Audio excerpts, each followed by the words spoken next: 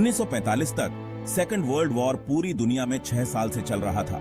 1945 तक second world war पूरी दुनिया में 6 साल चल रहा था। शहर खंडहर हो गए थे, लाखों लोग मारे गए थे और जुल्म का साया हर तरफ था। अमेरिका, ग्रेट ब्रिटेन और सोवियत यूनियन, इनके नेतृत्व में एलाइज ने जर्मनी, इटली और जापान के एक्सिस फोर्सेस को पीछे धकेल दिया था। लेकिन जीत आसानी से नहीं मिली थी। खास तौर पर पैसिफिक में युद्ध बहुत तेजी से चल रहा था। जापान अपने देशभक्ति और मिलिटरिज्म के कारण एक बहुत बड़ा दुश्मन बन गया था। बुशिदो के नियमों का पालन करने वाली जापानीज सेना बहुत ही दृढ़ता से लड़ रही थी। उनके लिए हार मानना सबसे बड़ा अपमान था। इवो जिमा और ओकिनावा की लड़ाइयों ने दिखाया था कि जापानीज सैनिक किस हद तक जा सकते थे। वे मौत तक लड़ते थे और आगे बढ़ते हुए अमेरिकन सेना को भारी नुकसान पहुंचाते थे। पैसिफिक में लंबे समय तक चले खूनी संघर्ष ने दोनों तरफ भारी तबाही मचाई थी।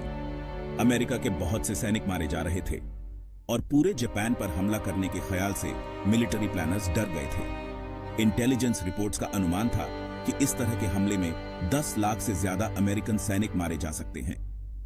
यह सब हिंसा और एक लंबे और खूनी हमले के डर के बीच एक ऐसा फैसला लिया गया जिसने इतिहास को हमेशा के लिए बदल दिया। परमाणु बम, एक ऐसा हथियार जिसमें तबाही मचाने की अकल्पनीय शक्ति थी, बनने वाला था, जो पहले से ही तबाह दुनिया पर एक लंबी परछाई डाल रहा था। फरवरी 1945 में जब यूरोप में युद्ध अपने आखिरी चरण में था, बिग थ्री अमेरिका के Franklin D Roosevelt, great Britain के विंस्टन चर्चिल और सोवियत यूनियन के जोसेफ स्टालिन क्राइमियन पेनिनसुला के याल्टा में मिले थे। याल्टा कॉन्फ्रेंस, जो गोपनीयता और तनाव से भरी हुई थी, का उद्देश्य युद्ध के बाद के विश्व व्यवस्था को तय करना और स्थायी शांति सुनिश्चित करना था। हालांकि याल्टा में हुए समझौतों ने एक और स्थिर दुनिया का मार्ग प्रशस्त किया, लेकिन उनमें भविष्य के मतभेद के बीज भी थे। खास तौर पर ईस्टर्न यूरोप के भविष्य के बारे में समझौता बहुत महत्वपूर्ण था। सोवियत सैनिकों ने पहले से ही इस इलाके पर कब्जा कर लिया था। स्टालिन ताकतवर स्थिति में था। उन्होंने ईस्टर्न यूरोप में सोवियत यूनियन के प्रभाव की मांग की ताकि भविष्य में होने वाले किसी भी हमले से बचाव हो सके।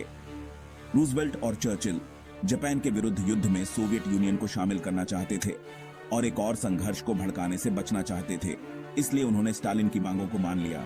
हालांकि उन्हें कुछ संदेह भी था।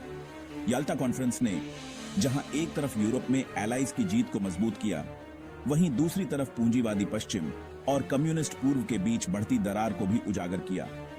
स्टालिन से की गई रियायतें खासकर ईस्टर्न यूरोप के संबंध में बहुत दूरगामी परिणाम वाली साबित हुई, जिससे कोल्ड वॉर का दौर शुरू हुआ, जिसने आने वाले दशकों तक अंतरराष्ट्रीय संबंधों पर अपना दबदबा बनाए रखा।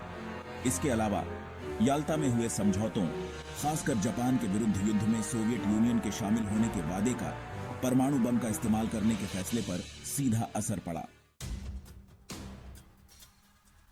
जैसे ही अलाइड नेता याल्टा में मिल रहे थे, यूनाइटेड स्टेट्स में एक बहुत ही गुप्त प्रोजेक्ट पर काम चल रहा था। ऐसा प्रोजेक्ट जो युद्ध की प्रकृति को हमेशा के लिए बदलने वाला था। 1939 में शुरू हुआ मैनहट्टन प्रोजेक्ट सबसे प्रतिभाशाली वैज्ञानिकों को एक साथ लाया ताकि वे समय रहते परमाणु के रहस्यों को उजागर कर सकें और उसकी विशाल शक्ति का उपयोग कर सकें। इस डर से प्रेरित होकर कि नाजी जर्मनी अपना परमाणु हथियार बना रहा है, यह प्रोजेक्ट बहुत तेजी से आगे बढ़ा। इसमें बहुत सारे संसाधनों का उपयोग हुआ और इसे पूरी तरह से गुप्त रखा गया। भौतिक विज्ञानी जे रॉबर्ट ओपेनहाइमर के नेतृत्व में मैनहट्टन प्रोजेक्ट का समापन 16 जुलाई 1945 को न्यू मैक्सिको के ट्रिनिटी टेस्ट साइट में दुनिया के पहले परमाणु बम के सफल परीक्षण के साथ हुआ। उस दिन रेगिस्तान में जो अंधाधुंध चमक और मशरूम के आकार का बादल उठा, उसने परमाणु युग की शुरुआत की। एक ऐसा युग जो पल भर में पूरे शहरों को नष्ट करने की भयानक शक्ति से परिभाषित होता है। परमाणु बम के सफल परीक्षण ने प्रेसिडेंट हैरी एस ट्रूमन, जिन्होंने अप्रैल 1945 में रूजवेल्ट की मृत्यु के बाद पद संभाला था, के सामने एक बहुत बड़ा फैसला रखा।